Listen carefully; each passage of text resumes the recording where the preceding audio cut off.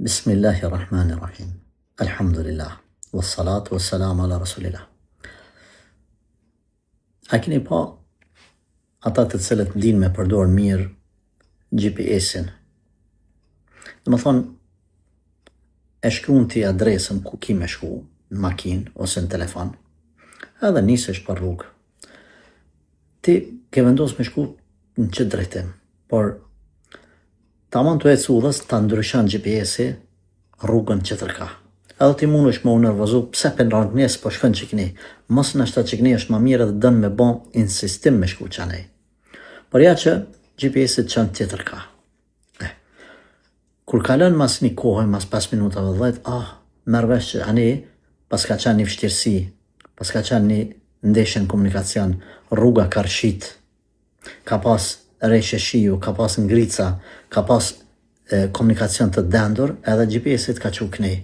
Edhe del ty ma mirë që kënejna, edhe pse ty ta ka kojt me shku qanej. Kështu është edhe duaja. Ti e lutë Allahun Gjellëshanu me diqka, Zoti i lartësuar, qënë ty diqka tjetër, të orienton dika tjetër. Edhe ti në fillim ndodhë që pse Zoti s'ma pranon këtë dua, pse po më vonohet duaja, pse Zoti më që kënejna unë po lypje me shku qanej. Mos harro rregullën e GPS-it. Nëse një krijes, një krimtari po them kështu, një teknologji përmes satelitëve, përmes komunikimit të rrjeteve të caktuara, arrin që ty me të thonë mos shko qanej, po që keni kima pak telashe për të mirën tane, edhe në fund ty del ma mirë që për në dëgjon GPS-in që po të orienton djathas ose majtas. Çfarë mendon kur ti bën dua Allahu Gjellëshanu dhe ai ty nuk të përgjigjet, por Zoti vepron diçka që ai e di që është ma mirë për ty, e në fund të destinacionit ty del ma hajër. Të ndërruar vëllezër, keni kujdes kur bani dua e ju ja veç me bo dua. Absolut, mos e bani gajle. Qysh ju përgjigjet Zoti? Çka ju jep Zoti juve? Pejgamberi sallallahu alaihi wasallam në hadithin të cilin e shënon Imam Ahmedi ka thonë, besimtari kur lutet, edhe në lutjen e tij nuk ka ne mëkat e as shkëputje të lidhjeve farfisnore, në lutjen e tij Allahu Gjellëshanu do të përgjigjet në një prej 3 formave. Cilat janë ja Rasulullah? E para, thot, ose me një herë ja qënë qatë dua, ja plëtsan, ose ja vonën të njëjtën dua për ma vonë për ditë kiametit, ose ja largon një fatkeqësi, nuk ja pranon hiç qatë dua, pra se pranon e treta, as ja pranon sot, as ja pranon mas 5 vjetë, as në ditë kiametit, por ja largon një fatkeqësi që i përshtatet me të njëjtën madhësi, me të njëjtën rëndësi të qasaj duaje. Ka bën një dua shumë të rëndësishme, Allahu Gjellëshanu një fatkeqësi shumë të rrezikshme ja largon përmes qasaj duaje. Pra, Zoti të çon në qatë rrugën që ai e di që është më mirë për ty. E joti është me besu bindshëm, se ajo që ka zgjedh Zoti për ty është më mirë se sa duaja që ti po e lyp. Vetëm baje gajlen e duas.